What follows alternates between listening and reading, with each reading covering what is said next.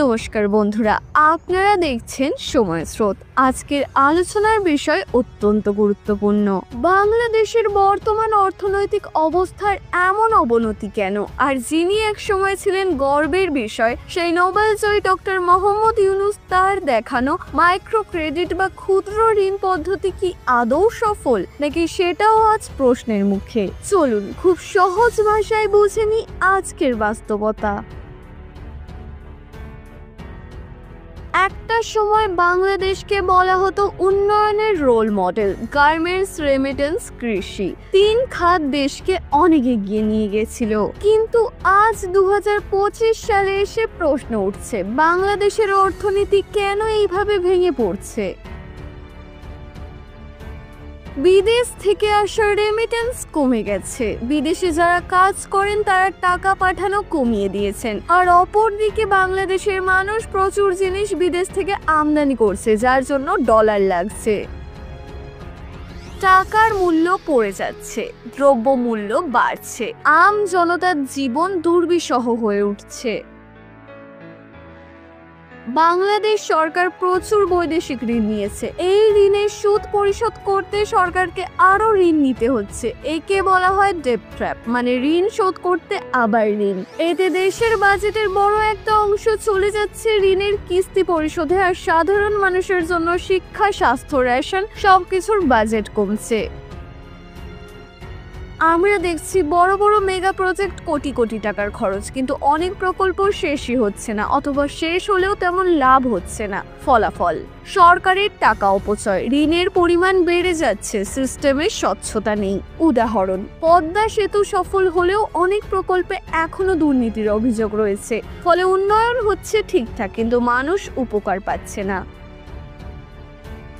বাংলাদেশের বাজারে এখন চাল, ডাল, তেল সবকিছুর দাম আকাশ ছোঁয়া। একজন দিনমজুর, একজন রিক্সা চালক বা ছোট দোকানি, তাদের পক্ষে মাস চালানোই কষ্টকর।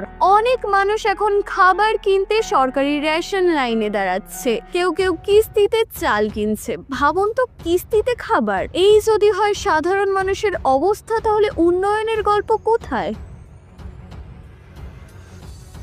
ডক্টর মোহাম্মদ ইউনূস বাংলাদেশের নোবেলজয়ী, যিনি গ্রামীণ ব্যাংক প্রতিষ্ঠা করে গোটা বিশ্বে প্রশংসিত হয়েছিলেন। তিনি বলেছিলেন, গরিব মানুষকে যদি ছোট ছোট ঋণ দেওয়া হয় তাহলে তারা নিজের পায়ে দাঁড়াতে পারবে। এই ভাবনার উপর ভিত্তি করেই তৈরি হয় মাইক্রো ক্রেডিট মডেল। গরিব মানুষ ব্যাংক থেকে ঋণ পেত, অনেক নারী আর্থিকভাবে স্বাধীন হয়েছে, ছোটখাটো ব্যবসা, হাঁস মুরগি পালন, দর্জির কাজ এসব শুরু করতে পেরেছে। একটা সময় মনে হয়েছিল এটাই হতে পারে দারিদ্র্য দূর করার একমাত্র পথ। কিন্তু বাস্তবে কি হলো? সমস্যা হলো এই ঋণ খুব উচ্চ সুদে দেওয়া হয়। অনেকে ঋণ নিয়ে ব্যবসা শুরু করলেও লাভ করতে পারে না। আবার কিস্তির চাপ এমন হয় যে এক ঋণ শোধ করতে আরেক ঋণ নেয়।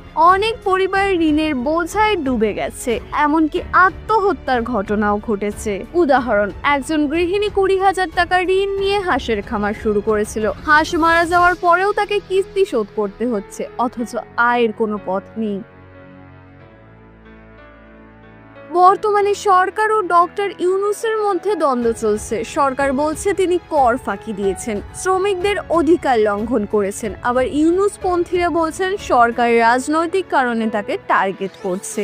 এই বিতর্কে সাধারণ মানুষ বিভ্রান্ত। তারা শুধু জানে আমাদের জীবন দিন দিন কঠিন হচ্ছে, উন্নয়ন শুধু কাগজে, বাস্তবে না। বন্ধুরা, বাংলাদেশের বর্তমান অর্থনীতি একটা কঠিন সময় পার করছে। একদিকে ঋণের বোঝা, অন্যদিকে মানুষের ন্যূনতম জীবিকা নিশ্চিত করা যাচ্ছে না। ডক্টর ইউনূসের মতো মানুষ, যারা একসময় দেশের গর্ব ছিলেন, এখন তার নীতিও প্রশ্নের মুখে।